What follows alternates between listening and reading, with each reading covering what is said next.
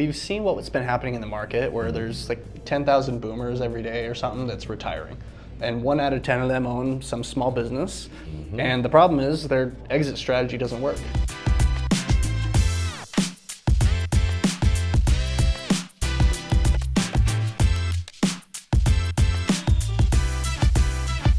Welcome back. We're having another great session here at Investor Week in Los Angeles this year, 2023.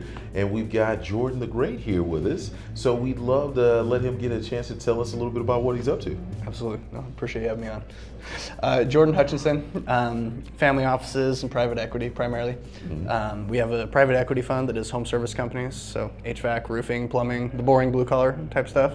And then we do a lot in the family office and investor space. I ran a family office for a few years and have a lot of connections there. And so we're working to build communities and events around that high-level investor space. Excellent, excellent. So in the private equity space, we don't think as much about creating startups as we do our start in buying businesses. So is it something that you guys wanted to focus on, the kind of that home care space, or you've got some magical story about that? It's kind of, we've seen what's been happening in the market where there's like 10,000 boomers every day or something that's retiring. And 1 out of 10 of them own some small business. And the problem is their exit strategy doesn't work because most of them want to pass it along to their kids. But nowadays, kids don't want to be plumbers, they want to be TikTok stars, or YouTubers.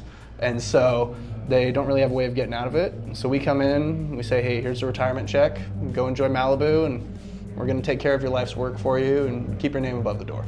Excellent. So a lot of those companies, you talk about the legacy and transfer to family. What do they think about transferring their legacy to you guys as a financial fund? Absolutely.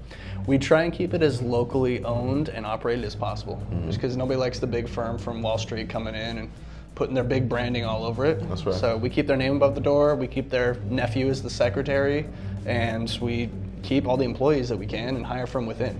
And it maintains that local feel for the company, but they then have the resources of a big investment firm to get CRMs and accounting software and different things like that.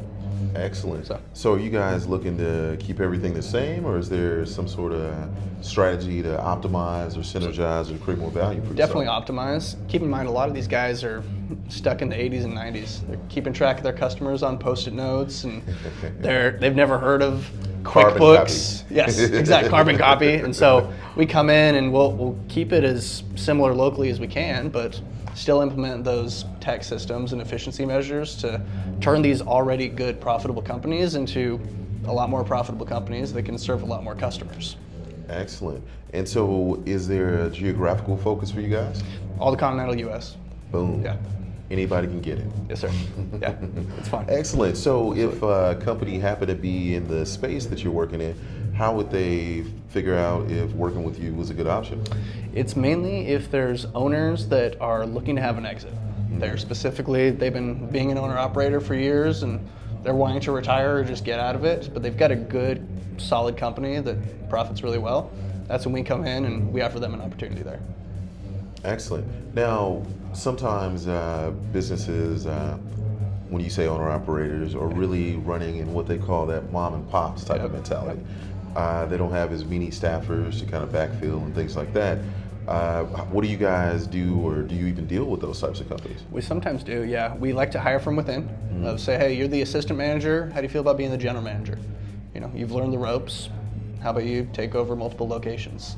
And so it's coming in and usually have a 90-day period of learning things like a fly on the wall of how is this business currently ran, and then how can we come in and help the operator step away as needed. Excellent. And last question, for those guys who haven't heard about private equity or think that this talk might be a little bit too big for them, what are the sizes of those companies? What do they look like usually? Yeah. Usually 2 to 10 million or 2 to 20 million in AUM or in revenue. Usually I've been in business for about 10 years. So it's a little different from the venture space here where it's newer pre-revenue companies. We've seen a lot of opportunity there in venture, but we also see a lot of opportunity here where there are existing companies that already have cash flow, and instead of buying them and waiting for them to make money, they're already profitable. And so that makes it so we can change them. I love it. Now, why do you think this is a good intersect for you?